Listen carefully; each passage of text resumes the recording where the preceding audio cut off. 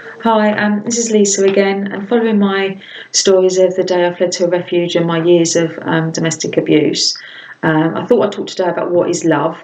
It's something that's always been on my mind, and I really want to talk to people about their perception of love and society as a whole's perception of love. It's been brought to the sort of fore at the moment because I've been hearing Zara Larsson's song "We're in My Life," and I've watched her video and I've listened or heard her explanation of why she wanted to put this sort of song out there. And I can't help finding it really offensive and feeling it's really irresponsible. Yes, she wants to make it aware that not all relationships are hearts and roses. I get that. And that there are toxic relationships, lots and lots of toxic and controlling relationships and unhealthy relationships out there.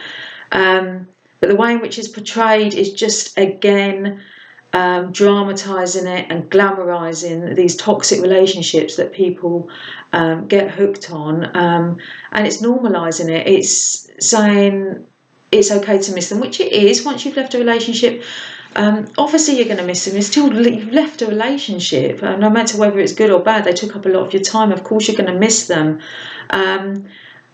However, that's not love. It's not love that you're missing. It's the roller coaster ride that you're missing. It's the ups and downs. It's that adrenaline.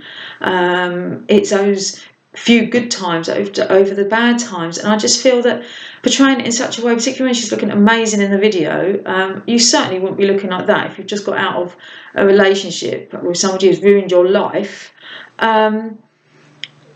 It's portraying it in a more positive way than I feel the negative way that maybe she wanted it to. I feel that young people, especially nowadays, sort of expect that roller coaster relationship, that ups and downs, as the norm, and they feel that is what love is. And it's really not. I mean, I've gone from the worst kind of controlling, abusive love to the very best kind of love that, gives you the freedom to be yourself. So I just want to have a quick talk about what I feel love is, and really what I think others should think love is, really. And let's start with what it's not. And again, this seems to be what people seem to be hung up on. It's not needing to know where each other is every minute of the day. It's not them constant texts when you're not with them. That's obsession and that's control. That isn't love. That's not an action of somebody that's in love. It's not giving you a set of rules to live by. It's not going through everything that's meant to tear us apart and we're still together. It's not, I know he or she has done this, and this. I know he or she gets angry, but I love him. But I love her. That's not love. Love is given. If you love somebody, you give them the freedom to be themselves, and it's unconditional.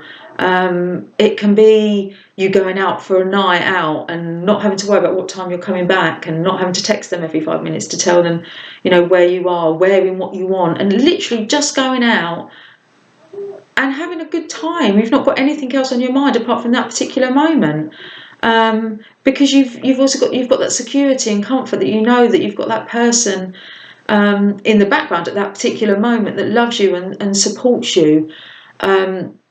It's working together rather than arguing against each other.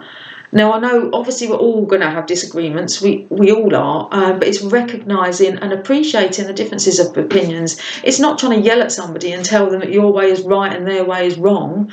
It's not about ruining each other's lives. It's not making you shouldn't. If you're in love, you don't make each other's lives harder.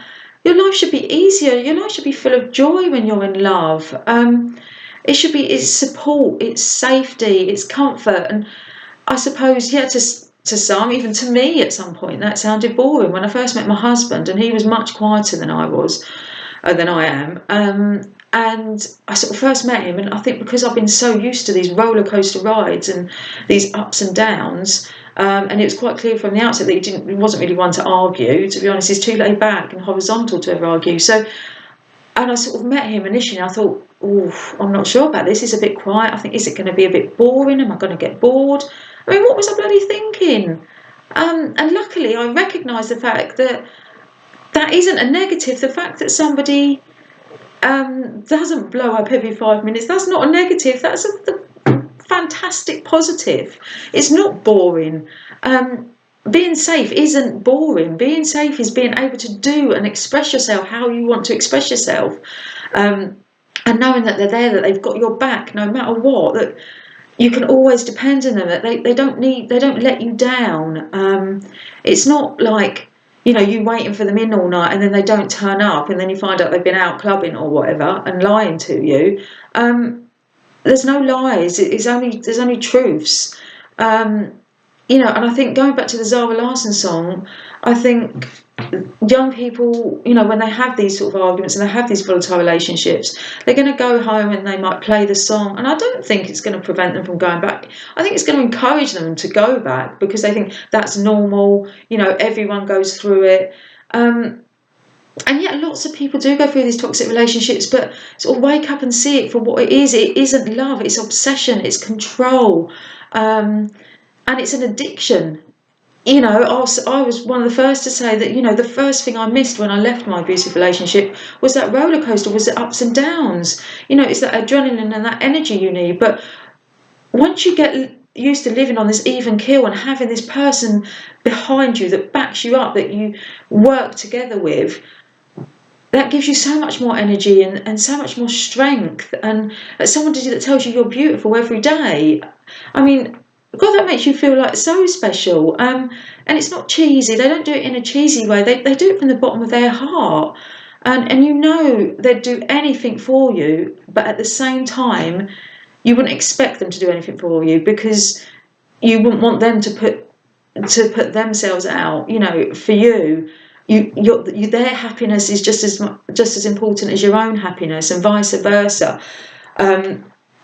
It's about it's about the boring stuff. I don't want to use that word boring, but again, the safety, the freedom, the comfort, somebody being there to just back you up and compliment you and encourage you. That really isn't boring. Honestly, it really isn't. It opens doors, it opens opportunities. You're free to be yourself, and when you can wake up every morning and you can be yourself and know that person's going to be there for you, it makes you so much more powerful and enjoy life so much more. So, if you're in a relationship now, and he or she is making you cry tears of sadness, why? They should be making you cry tears of happiness.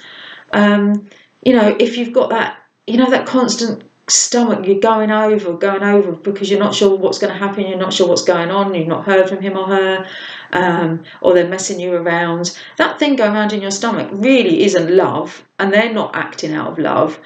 That thing going around in your stomach is probably your gut instinct telling you to stop and to find somebody who treats you better. And I think what saddens me a lot is that I think people settle for something that's less than love. And I can understand that. At one point I never thought, when I sort of decided I was going to be single and really go for this true love that I knew existed, it gets lonely. So you sometimes think you sort of meet somebody and then you're like, oh, there's a few nagging doubts, but that's normal, isn't it? No one's perfect. So you sort of settle for something a bit less, and eventually it's going to run its course. You're going to either get angry with each other, or you're just going to grow apart. And all I would say is just keep striving for that perfect relationship. And I don't mean perfect in everybody else's eyes. I mean perfect in your eyes. Have a think. Sit down and have a think about your ideal person. And how you would want them to treat you, how you want to treat them, how you see your life together. And every time you do meet someone new, don't get me wrong, I'm a bit of an advocate, you're going to have to get out there. If you're striving for this perfect relationship, you're going to have, like they say, kiss a few frogs. But just keep going, and as soon as you get that nagging doubt, just sort of look into it a bit more and think, right, is this what I want? And if not, don't be afraid to sort of end it and go on to something, and wait, work on yourself, learn to love yourself, because until you love yourself, you're not going to attract somebody who loves you in the way you deserve to be loved. We all deserve true love. We all deserve to be supported, cared for, looked after. And we need somebody to do the same for them. You know, I love seeing my husband happy. I love making my husband happy. And it's not born out of a need because he controls me, he tells me what to do. I love looking after him. And I know it's because, and the best thing is he doesn't expect it. But I do it because I love him, and his happiness is just as important to me as my own happiness and my children's happiness. It is out there. I mean, I've been through the mill with my relationships, and if I can find it, anyone else can. But do consider true love. It is achievable. It is out there. We all deserve it, and we all can get it. But I'd really stress, you know, you do have to get yourself out there. He's not going to come knocking at your door or coming on the road on a horse with his, you know, knight's outfit on. But he may not be the person that you will initially think. You know, like when I first met my husband, you know, I was the first to tell him that, you know, when I first met him, it wasn't an all four. Because I don't think that initial four is love. I think it's lust. And I think that's always going to go. But the love was born out of, I saw him, and every time I saw him, he never gave me one reason to stop the relationship or stop moving forward to get into a relationship. Because he never let me down. And on those days when I had a few wobbles or my barriers were up and I was thinking, he was a bit late for some completely legitimate reason, and I was thinking it was an illegitimate reason and that he was just letting me down, he stayed with me, he talked through me, he'd turn up at my house, although I told him not to turn up at my house because my barriers had gone up again. He cares for me in a way that's sort of from deep down inside, and I do truly believe that there is someone out there like that for everybody. And if young people of today can recognise what true love is, and learn to love themselves in a way that enables them to attract that true love, then I think their possibilities are endless and their opportunities are endless, and they're going to have none of these breaks in the road and, you know, having to start their lives all over again. But we just need to stop this public perception of these toxic relationships as being normal, and make you realise that that true love is where we're meant to be. I mean, that's what opens you up to be yourself. And why not strive for that rather than settling for just something that's okay, or something that you know that's not right, or something that's downright awful because you're scared of not finding no one else. But if you've got that, I know it sounds corny and almost typical, but if you can find that love for yourself within yourself, then you almost don't need anybody. Like I stress that when I met my husband, and still now, I don't need him in my life. I've worked on myself enough to know that, you know, I'm an alright person, but I want him in my life because he makes my life better in every way, shape or form, every minute of the day. And if young people either that are listening to this or that you can show this video to can learn to love themselves and value themselves and recognise what a fantastic thing a good supportive relationship can be, you know, our young people and that it's unlimited what they can do, whether by themselves or in a relationship. So let's change what young people and a lot of other people have settled for in not necessarily an awfully abusive relationship, but even one that, you know, with the lack of support and the let down.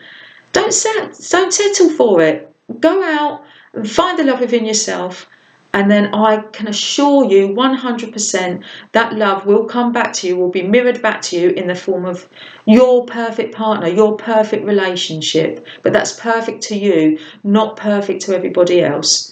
And just give it a go, and, you know, and make the move and make that decision that, do you know what, you deserve true love, and you will find true love. Thank you.